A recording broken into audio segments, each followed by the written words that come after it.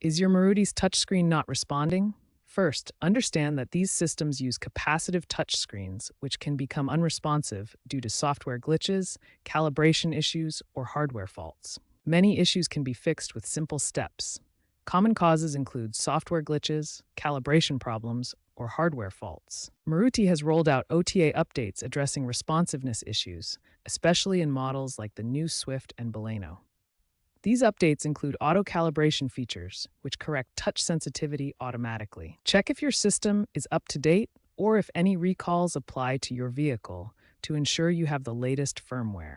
Try calibrating the screen by navigating to Settings, then System, then Touch Calibration, and follow the on-screen prompts to tap points on the screen. If calibration doesn't work, perform a soft reset by holding the power button for 10 seconds or cycling the vehicle's ignition.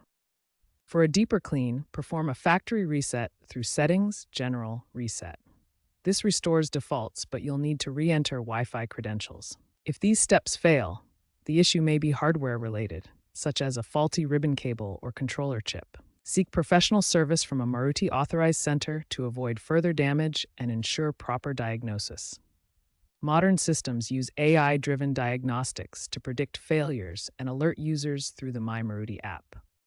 Consider voice commands with Google Assistant to reduce touchscreen dependency.